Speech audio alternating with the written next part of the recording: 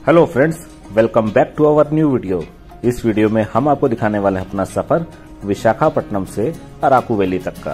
Araku valley को south India का सबसे कोल्डेस्ट प्लेस भी माना जाता है। 110 किलोमीटर का ये सफर इतना सुंदर था जितना हमने सोचा भी नहीं था।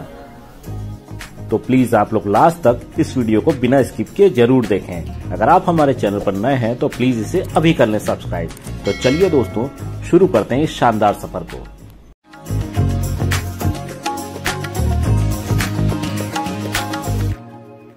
तो दोस्तों, इस समय बज रहे थे सुबह के 11। हमारा होटल विशाखापट्टनम के आर के बीच पे ही मौजूद था। यहाँ से अराकू वैली का डिस्टेंस दिखाया जा रहा था गूगल के द्वारा 120 किलोमीटर का। टाइम दिखाया जा रहा था तकरीबन 3.5 घंटे का। तो हमने बांध ली थी अपनी सीट बेल्ट और निकल चले थे अराकू वैली के शानदार सफर पे। अराकू वैली को भारत के सबसे सुंदर हिल स्टेशनों में से एक माना जाता है और साउथ इंडिया का तो इसको सबसे कोल्डेस्ट प्लेस भी माना जाता है। तो हमारी यात्रा भी शुरू हो गई थी साउथ इंडिया के सबसे खूबसूरत हिल स्टेशनों में से एक अराकू वैली जाने के लिए। आपकी जानकारी के लिए बता दें दोस्तों कि ये विशाखापट्टनम सीरीज की हमारी चौथी वीडियो है। इससे पहले भी 3 वीडियो हम डाल चुके हैं और आने वाले वक्त में भी हम और वीडियो डालने वाले हैं, एक से एक शानदार प्लेसेस की।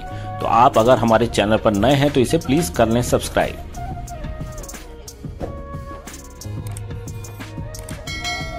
अब हमारी गाड़ी विशाखापट्टनम सिटी से बाहर निकल चुकी थी और हम पहुंच चुके थे सीमांचलम मंदिर की रोड पे। ये रोड आप हमारी पिछली वीडियो जो हमने सीमांचलम मंदिर की बनाई थी उसमें देख चुके होंगे। सीमांचलम मंदिर के बाद एक टी पॉइंट आता है जहां से आपको राइट होना है। जिस रोड पे अभी हम हैं, ये रोड डबल लेन सड़क है जो कि अराकू वैली तक जाती है। इस सड़क पे ट्रैफिक थोड़ा कम ही रहता है। इस रोड पे हरे भरे जंगल और पहाड़ों की छोटी छोटी चोटियां आपको काफी अच्छी लगेंगी। कहा जाता है कि इस रोड पर जनरली हमेशा बारिश होती रहती है और आसमान में काले बादल पूरे साल भर छाए रहते हैं। ये यहाँ का मशहूर विनायक टेम्पल भी था। अब देखिए इन हरे भरे नजारों के बीच हमारी गाड़ी कितनी तेज दौड़ रही है। अब इस जंगल को क्रॉस करने के बाद ये एक सुंदर सा हाईवे नजर आता है। यहाँ से हमें लेफ्ट होना है और अब थोड़े दूर आगे जाके हमें राइट होना था अराकू वैली जाने वाली सड़क की तरफ। इस समय दोपहर के 12 बज रहे थे। विशाखापट्टनम सिटी में अगर बात की जाए तो इस समय तकरीबन 40 डिग्री का टेम्परेचर था, लेकिन इस इलाके में कहा जाता है कि हमेशा बादल छाए रहते हैं। और आप देख सकते हैं दोस्तों, ये कितना शानदार नजारा इस दोपहर के समय भी यहाँ पर नजर आ रहा है। आसमान में बहुत दूर दूर तक काले बादल छाए हुए हैं और अब देखिए बारिश भी शुरू हो गई। आसमान में कड़कती बिजली भी इस रोड पे आसानी से आपको जमीन पर गिरती दिख जाती है। अब थोड़ी दूर जाने के बाद हम राइट हो गए और ये फिर डबल लेन सड़क शुरू हो गई। लेकिन ये पूरा बेल्ट बारिश में साल भर भीगा रहता है, ऐसा यहाँ के लोकल लोगों का कहना था। लोग तो ये कहते हैं कि आप प्राइवेट कार का इस्तेमाल अराकू वैली जाने के लिए ना ही करें, क्योंकि इस सड़क पर गाड़ी चलाना एक अलग ही चैलेंज है, क्योंकि इस तरह के नज़ारों का सामना आपको साल भर करना पड़ता है। तो एक्सपर्ट ड्राइवर ही हो इस सड़क पर गाड़ी चलाने के लिए अगर आपको अराकू वैली घूमने के लिए जाना है।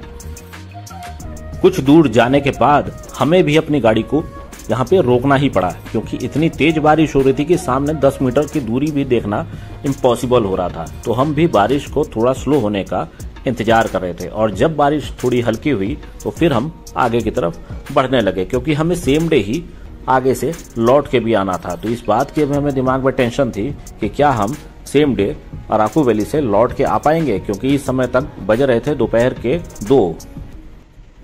अब हमें अपने लेफ्ट साइड ही रेलवे ट्रैक भी नजर आ रहा था और रेलवे स्टेशंस भी कई सारे रास्ते में नजर आ रहे थे। आपकी जानकारी के लिए बता दें कि विशाखापट्टनम से अराकू वैली तक जाने के लिए ट्रेन सुविधा भी उपलब्ध है, लेकिन टिकट आपको 3 से 4 महीने पहले ही रिजर्व करानी पड़ती है। लास्ट स्टेज में आपको टिकट नहीं मिलती और आपके पास हर टाइप के ऑप्शंस अवेलेबल होते हैं। आप विस्टा डोम कोच भी बुक करा सकते हैं और वो ट्रेन रूट भी भारत के सबसे सुंदर ट्रेन रूट्स में से एक माना जाता है। लेकिन क्योंकि हमारे पास समय की कमी थी और इस चीज की जानकारी हमें पहले नहीं थी, इस वजह से हम अपनी गाड़ी के माध्यम से ही अराकू वैली जा रहे थे। सड़क मार्ग से भी अराकू वैली जाना अपने आप में एक बहुत ही अद्भुत अनुभव है, जिसका नजारा आप इस वीडियो में देख ही पा रहे हैं। ये पूरा रूट कितना हरा भरा और कितना सुंदर है। हाँ, पहाड़ियां अभी थोड़ी देर बाद शुरू होंगी। अभी ये मैदानी इलाका चल रहा है और आंध्र प्रदेश के अलग अलग गांव और अलग अलग कल्चर आपको पूरे रूट पर देखने को मिलते हैं। वैसे तो अराकू वैली में कई सारी जगह घूमने के लिए मशहूर हैं, लेकिन सबसे फेमस जगह वहाँ पे है बोरा केव्स, जिसको दुनिया की सबसे बड़ी सुरंग भी कहा जाता है और सबसे गहरी सुरंग भी कहा जाता है।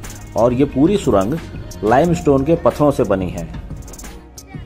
बीच रास्ते में ही हमने कुछ ग्रामीण महिलाओं को नारियल पानी बेचते देखा। साथ ही साथ ताड़ के पेड़ से निकले हुए फल को भी वो लोग बेच रहे थे। तो हमने भी अपनी गाड़ी रोकी और इनसे नारियल पानी और ये ताड़ का फल लेने के लिए यहाँ पे थोड़ा समय बिताया। जो नारियल पानी मार्केट में 60 से 70 रुपए का मिलता है, वो ये महिलाएं मात्र 25 रुपए में बेच रही थी। तो ये जान के हमें काफी ताज्जुब हुआ। लेकिन बात ये भी है दोस्तों कि यहाँ पर नारियल के इतने सारे पेड़ हैं, ये महिलाएं बाहर से कहीं से खरीदती नहीं, ये लोग यहाँ के लोकल पेड़ों से खुद ही नारियल तोड़ के उसको बेचती हैं। इनको तो ये नारियल किसी कॉस्ट के पड़ते नहीं, ना कोई ट्रांसपोर्टेशन का कॉस्ट। इस वजह से ये इतना सस्ता दे पा रहे हैं, क्योंकि ये पूरा इलाका नारियल के पेड़ों से घिरा हुआ है। दोस्तों, इस समय बज रहे थे दोपहर के 3। हम अपने होटल से निकले थे सुबह 11 बजे। तकरीबन 4 घंटे का सफर हम ऑलरेडी कर चुके थे। बारिश के कारण हमारा 1 घंटे का समय वेस्ट हुआ, क्योंकि तेज बारिश में हमने अपनी गाड़ी को काफी देर तक एक स्थान पर रोका हुआ था। उसके बाद बारिश के समय ट्रैफिक भी थोड़ा सा बीच रास्ते में लग गया था, जिस वजह से ट्रैफिक मूवमेंट थोड़ी स्लो थी। हमें सेम डे लौट के भी आना था। एक बार तो हमारा ये मन हुआ कि हम बीच रास्ते से वापस लौट जाएं, क्योंकि रात के समय ग्रामीण इलाका होने के कारण इस रास्ते पर गाड़ी चलाना सेफ नहीं था, क्योंकि हम यहाँ के लोकल नहीं थे। हम गए हुए थे दिल्ली से। यहाँ की बोली भाषा और यहाँ के वातावरण को हम नहीं जानते थे। लेकिन फिर भी ये डिसाइड हमने किया कि अराकू वैली से पहले 10 किलोमीटर पहले अराकू वैली में ही पड़ता है बोरा केव्स। तो हम बोरा केव्स तक तो कम से कम जाएं और आपको पूरा रूट रास्ते का दिखाएं। दोस्तों, हमारी ये पूरी कोशिश रहती है कि हम आपके लिए भारत के टॉप टूरिस्ट डेस्टिनेशनों की वीडियो बनाएं, जिससे आपको उन स्थानों की जानकारी मिले और आप अपने परिवार के साथ उन जगहों को एक्सप्लोर करने के लिए जल्द से जल्द निकलें। तो इसीलिए हम आपसे रिक्वेस्ट करते हैं कि अगर आपने हमारे चैनल अभी तक सब्सक्राइब नहीं किया तो इसे कर लें सब्सक्राइब। अपने दोस्तों के साथ भी हमारी वीडियोस को शेयर करें और इस वीडियो को एक लाइक जरूर करें। अराकू वैली की दूरी विशाखापट्टनम से मात्र 110 किलोमीटर की है, लेकिन ये सफर हमें काफी लंबा लग रहा था। चले हुए तकरीबन 4.5 घंटे हो गए थे और अभी भी अराकू की पहाड़ियां शुरू नहीं हुई थी। अब आप पहाड़ी सामने देख सकते हैं, लेकिन 4.5 घंटे लंबा सफर हम करके आए हैं। समस्या ये है कि ये रोड सिर्फ 2 लेन है और रास्ते में आपको अनेकों गांव और छोटे छोटे कस्बे देखने को मिलते हैं, जहां पर थोड़ा थोड़ा ट्रैफिक लगा रहता है, जिस वजह से आपकी स्पीड यहाँ पे तकरीबन 20 से 30 किलोमीटर की ही रह पाती है। आप ज्यादा तेज गाड़ी चला ही नहीं पाते। तो लेकिन चलिए, अब हम पहुंच गए थे अराकू वैली की सुंदर वादियों में। अब आप देख सकते हैं दोस्तों, ये पहाड़ियां और ये पहाड़ी रूट कितना सुंदर लग रहा है। इस जगह पर खूब बारिश होती है, लेकिन गनीमत है कि अभी इन पहाड़ों पर बारिश नहीं हो रही थी, क्योंकि हम यहाँ के प्रोफेशनल ड्राइवर नहीं हैं। हम आए थे बाहर से। इन पहाड़ों पर यहाँ के एक्सपर्ट ड्राइवर ही गाड़ी चलाते हैं, लेकिन ऊपर वाले की कृपा है कि आज यहाँ पर बारिश नहीं हो रही थी। इस वजह से हम गाड़ी यहाँ पर आसानी से चला पा रहे थे। इन पहाड़ियों पर रोड की कंडीशन काफी अच्छी थी। रोड एकदम स्मूथ थी, लेकिन काफी शार्प टर्न्स यहाँ पर हमें देखने को मिल रहे थे और कई जगह पर रोड काफी पतली भी थी। वैसे जनरली पूरे रूट पे ये सड़क डबल लेन ही थी। अराकू वैली की हाइट समुद्र तल से तकरीबन 3000 फुट की मानी जाती है। ये कोई ज्यादा ऊंचाई नहीं है, लेकिन साउथ इंडिया के हिसाब से ये पहाड़ियां काफी ऊंची मानी जाती हैं और इस हाइट पर जाकर टेम्परेचर का डिफरेंस आसानी से आप महसूस कर सकते हैं। शाम के समय गर्मी के मौसम में भी यहाँ पर आपको कोट और जैकेट पहनने की स्थिति बनी रहती है।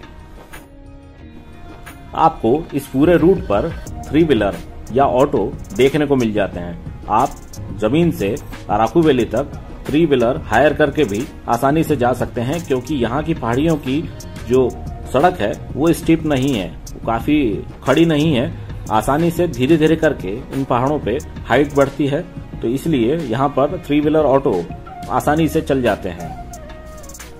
लेकिन फिर भी दोस्तों, पहाड़ तो पहाड़ ही होता है। हम अभी काफी ऊंचाई पर मौजूद थे और अगर हम आपको इस सड़क के दूसरी तरफ दिखाएं तो आपको नीचे काफी गहरी खाई नजर आएगी। खतरा तो लगातार बना ही रहता है और आप इस सड़क पर थोड़ा सा भी रिस्क नहीं ले सकते हैं, क्योंकि कुछ ही मीटर पे आपको लेफ्ट या राइट होना पड़ता है और एक छोटी सी गलती काफी यहाँ पर भारी पड़ सकती है। तो अगर आप यहाँ पर ड्राइव खुद से करते हैं तो काफी सावधानी का सामना आपको करना पड़ेगा। और यहाँ पर हमेशा बारिश भी होती रहती है, तो बारिश के समय तो इन रोड्स पर ड्राइव करना अपने आप में एक बहुत ही बड़ा चैलेंज माना जाता है, क्योंकि रोड काफी स्लिपरी हो जाती है। तो इन चीजों का आपको ख्याल रखना है कि आपके गाड़ी के टायर काफी अच्छे होने चाहिए, नए होने चाहिए अगर आप इन रोड्स पे गाड़ी चलाना चाहते हैं। बीच बीच पे आपको थोड़े बहुत मैदानी इलाके और रिजॉर्ट्स भी नजर आते हैं, लेकिन हाइट लगातार अराकू वैली तक आपको बढ़ती ही जाती है और एलिवेशन आप गेन करते जाते हैं। और जैसे जैसे ऊंचाई बढ़ती है वैसे वैसे यहाँ पर आपको ठंडक का एहसास होने लगता है। देखिए, बीच में कुछ देर के लिए हम रुके, नीचे एक शानदार झरना हमें नजर आ रहा था।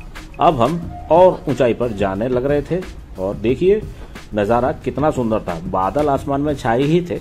इस इलाके में धूप साल भर नहीं निकलती है, या तो बारिश होती है या बादल छाए रहते हैं और ये पूरा इलाका हरे भरे वादियों से साल भर घिरा रहता है। अगर आप ट्रेन के माध्यम से अराकू वैली या बोरा केव्स जाना चाहते हैं वो भी आप आ सकते हैं, ये मैं ऑलरेडी बता चुका हूँ। पूरे रूट पे आपको सैकड़ों टनल और ब्रिजेस देखने को मिलते हैं और वो रूट इंडिया के सबसे सुंदर ट्रेन रूट में से एक माना जाता है। उसका भी एंजॉय आप यहाँ पर आए तो एक बार जरूर लें। काफी ऊंचाई पर जाने के बाद भी आपको यहाँ पर छोटे छोटे गांव नजर आते रहते हैं। देखिए ये कितनी सुंदर सड़क हमें देखने को मिल रही है। इस पूरे इलाके की सुंदरता का वर्णन दोस्तों हम क्या करें। ऐसा माना जाता है कि इस पूरे बेल्ट में अनेकों वाटरफॉल्स हैं, जिसमें सबसे इम्पोर्टेंट और सबसे मुख्य वाटरफॉल है कतकी वाटरफॉल्स, जो कि बोरा केव जाने के रास्ते में आता है और बोरा केव से आधे किलोमीटर पहले पड़ता है। लेकिन वहां तक आप अपनी गाड़ी से नहीं जा सकते। बोरा केव से पहले एक टैक्सी स्टैंड बना है जहां पर आपको अपनी गाड़ी को लगाना पड़ता है और वहां से यहाँ की लोकल जीप लेके ही आपको वहां तक जाना पड़ता है, क्योंकि वहां की सड़क की कंडीशन अच्छी नहीं है। देखिए दोस्तों, हमारी इंडियन रेलवे इतनी ऊंचाइयों तक भी अपनी सर्विसेज दे रही है और यहाँ पर इंडियन रेलवे की ब्रॉड गेज लाइन ही बिछी हुई है। मतलब जो नॉर्मल ट्रेन है इंडिया की वो यहाँ पर आसानी से आ जाती है। यहाँ पे मीटर गेज या नैरो गेज लाइन दूसरे पहाड़ों की तरह नहीं है। इतनी हाइट पर होने के बावजूद भी ट्रेन यहाँ पर आसानी से आ जाती है। तो अब दोस्तों हम पहुंचने वाले थे अपने डेस्टिनेशन अराकू वैली के बोरा केव्स तक। ये कंप्लीट वीडियो आप हमारे अगले एपिसोड में देखेंगे। तो दोस्तों, विशाखापट्टनम से अराकू वैली तक का ये सफर आपको कैसा लगा हमारे साथ कमेंट्स में हमें जरूर बताएं। वीडियो अगर पसंद आई तो प्लीज इसे लाइक करें और चैनल पर नए हैं तो इसे सब्सक्राइब भी जरूर करें। हमारे साथ इस वीडियो में लास्ट तक बने रहने के लिए आपका बहुत बहुत धन्यवाद। हम पहुंच चुके थे बोरा केव्स की पार्किंग में। इस वीडियो को रखते हैं यहीं तक। Thanks for your time.